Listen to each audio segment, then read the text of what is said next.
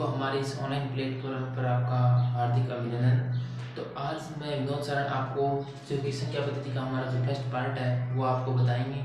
संख्या पद्धति में कौन कौन सी वाच्य प्राकृत संख्याएं, पूर्ण संख्याएं, वाच्य अवाच्य सम विषम सारी जितनी भी जानकारी है वो हम इस वीडियो में देंगे आपको।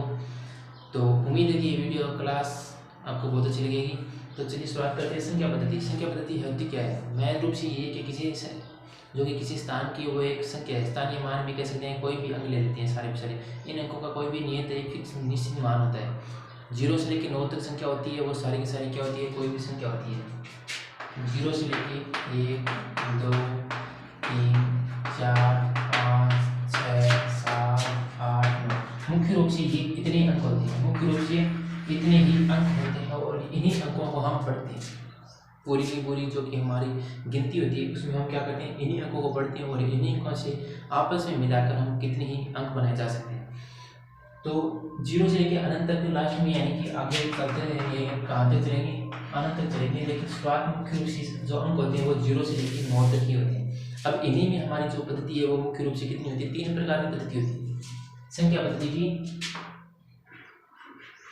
यहाँ पे लिख देते हैं मुख्य पद्धति कितने प्रकार की? 3 प्रकार की। कौन कौन सी होती है इनका भी हमें ज्ञान होना चाहिए कि कौन कौन सी होती है। तो थोड़ा बहुत बेसिक से हमें जानकारी होनी चाहिए। एक नंबर की हमारी है भारतीय पद्धति, ठीक है। 2 नंबर पर है अंग्रेजी पद्धति,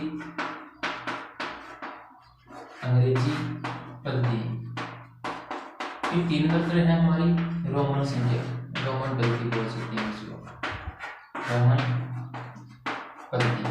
अब इनके बारे में ज़्यादा हम अंदर नहीं पढ़ेंगे, लेकिन भारतीय संख्या थी वो 1 2 3 और 4 ऐसे 5 फिर 6 ऐसे चलती जाएगी। ये भारतीय संख्या होती है।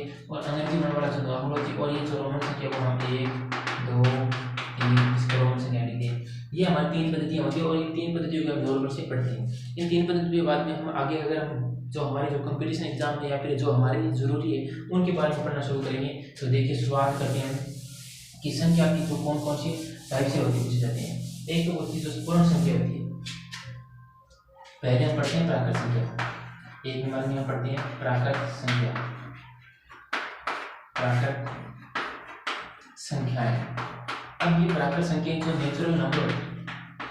नेचुरल नंबर प्राकृत संख्याएं कौन सी होती है? प्राकृत संख्याएं और पूर्ण संख्या में कंफ्यूज रहता है अधिकतर बच्चों में, इन्हीं में मार्क आती है। प्राकृत संख्या में 1 से शुरुआत होती है संख्याएं और जो पूर्ण संख्या है वो 0 से होता है। तो इसमें अगर हम परिभाषा लिखेंगे तो कोई भी परिभाषा लिख सकते हैं और इनके जो मुख्य रूप से लिखेंगे हम, तो ये है क्या है? 5 शुरू होती है 1 2 3 4 5 ऐसे 4 साथ अनंत तक होती है। ये होती है प्राकृत संख्या। परिभाषा में किसी भी आपको कोई भी किताब है, कोई भी बुक में, किसी भी बुक में आपको मिल जाएगी परिभाषा दी हुई, लेकिन परिभाषा से हमें याद नहीं रखना, सिर्फ हमें समझना है। अगर आप समझना चाहें तो यहाँ पे क्या रखना आपको? 1 2 3 4 5 से शुरुआत होती है पूर्ण संख्याएं, प्राकृत संख्याएं, और इसके बाद में हमारी है पूर्ण संख्याएं। तो पूर्ण संख्या का माइंड क्या है? पूर्ण संख्या का माइंड केवल एक 0 शामिल हो जाए। 0 1 2 3 4 5 और अनंत बस। और इनमें है कि ये तो ये बेसिक है कि प्राकृत संख्या है वो 1 से शुरू होती है और पूर्ण संख्या है वो 0 से शुरू होती है। तो कंपटीशन एग्जाम में कई बार बहुत सारा पूछ रहे हैं, ये पूछ रहे हैं कि प्राकृत संख्याओं में 0 शामिल हुआ है कोई, आपने वही कंफ्यूज करेंगे कि प्राकृत संख्या और पूर्ण संख्या में 0 किंग माइन हुआ है और 0 किंग माइन कोई नहीं हुआ है, वो याद रखना है। तो पूर्ण संख्या यानी कि सगली संख्या, पूर्ण को मतलब सारी की सारी संख्या और सारी की संख्या 0 होना है। फिर इनका माइन आप देखो भाज्य संख्या ले जाओगे, भाज्य संख्या और एक है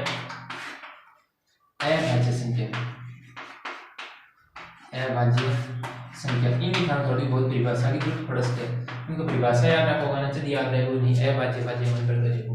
तो भाज्य संख्या वे संख्या जिसमें स्वयं के अलावा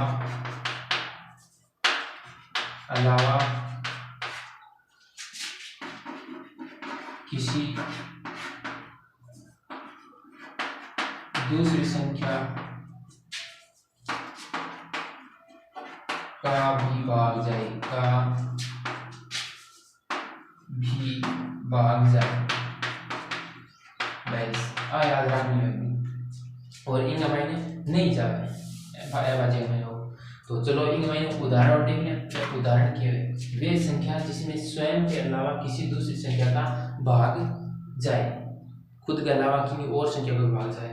देखो एक के मायने एक ना अपन शामिल कौन लेंगे, इंग्लिश में नीचे मैंने और गाइड करना 2 किलोग्राम लो, 2 का मायने सिर्फ 2 का मायने 2 को भाग जाए और कोई भाग कौन जाए, एक ने कौन लेना, एक को भाग ही चेक करना। फिर 3 का मायने भी 3 को जाए और कोई कौन जाए, तो 4 शुरुआत हो गया अपनी। 4 का मायने जावे, 4 का मायने एक 4 को जावे, एक 2 को जावे, 2 संख्या को जावे, तो एक ये भाज्य संख्या है। 4 के बाद में 6, फिर 8, 9, 10, 12, 14, 15, 16, 18 ये साथ ही जाएगी। तो चेक ही करना है, मैन रूप में चेक करना है कि खुद के अलावा की और संख्या को भी मैंने भाग जा रही है। तो भाई एक ये भाज्य संख्या है और एक अभाज्य संख्या, अभाज्य संख्या का मैंने कुछ हो गया की करी है कोई और को विशिष्ट हो सारे तरह आप परिभाषा लिखनी है। और खुद के अलावा जगह का मैंने न जावे भाग, न जाए भाग छोटी सारे लिखनी सारे समझिए। तो इनका मैंने 2, 3, 5, 7, 8, 9, 10, 11, 13, 17, 19 और 23 23 बाद में 29, फिर 31, फिर जो हमारी है 36 नहीं सॉरी 37 है। यहाँ जाते जाओ यानी कि बीच में जितने भी गए चेक करनी है कि जगह का मैंने लास्ट का मैंने किसी संख्या को भाग बन जाए, सिर्फ खुद के अलावा है खुद को भी भाग जाए।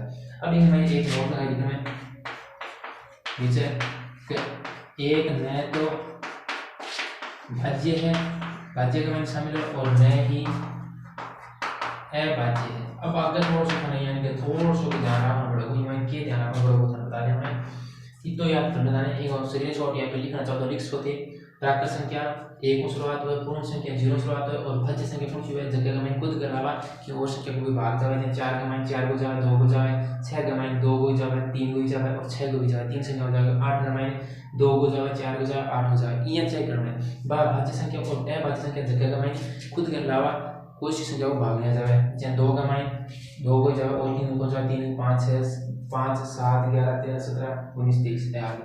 और इन मायने अपन एक ने शामिल कौन करना है, भाज्य अभाज्य का मायने एक ने छोड़ना हुआ है और सम विषम का मायने एक ने सागर लेना हुआ है। भाज्य और अभाज्य का मायने एक ने अपन छोड़ना हुआ है, तो इन छोड़ देना। अब देखो आप लोग एक को आगे अगर सम संख्या की सम और विषम, इन सम और विषम का मायने सेम इन तीन हो एक, लेकिन इनका मायने केवल एक को शामिल हो रहा है। सम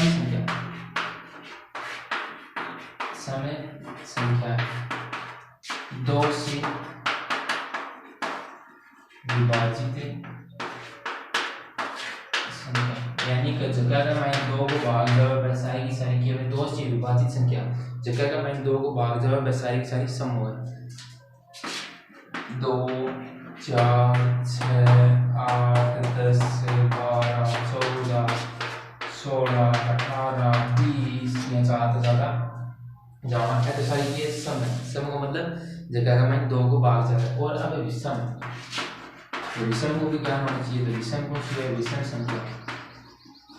विषम संख्या क्या है, जगह का मैंने 2 से विभाजित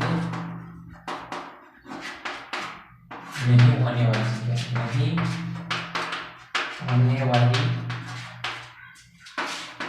संख्या कौन सी है, 1, 3, 5। एक को आगे बैठे ध्यान रखियो, एक महीने एक को आवे, एक महीने को करना 1, 3, 5, 7, 9, 11, 13, 15, 17, 19 में साथ जाओगा। है क्या आगे सम और विषम आ गई।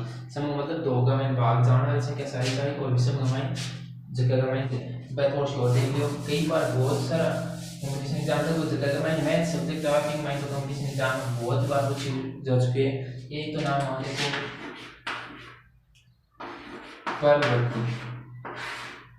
परवर्ती संख्या,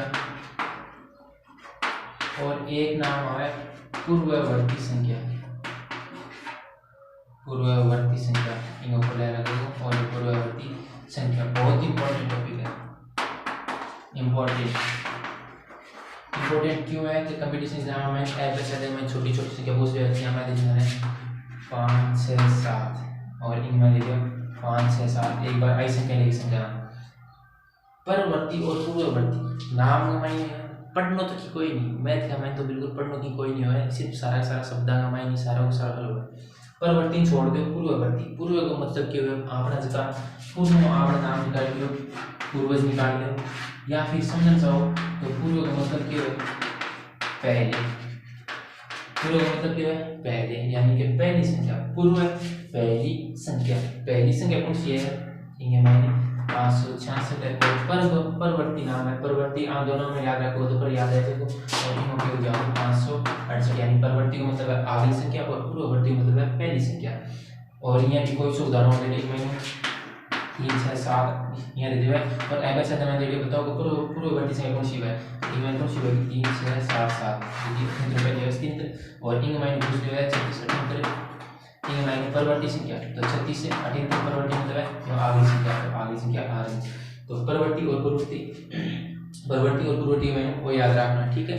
तो आपने संख्या पद्धति में हो गया। इनके बाद में आप जगह पढ़ा विभाज्यता का नियम पढ़ा 2 लेके 18 तक या फिर 20 तक जितना भी होगा मैं अपना विभाज्यता का नियम बताने बड़े तरीकों तैयार कराऊंगा। तो मिला अगले वीडियो में संख्या पद्धति को दूसरा पार्ट है विभाज्यता का नियम, सारा विभाज्यता नियम पे तैयार करा देना।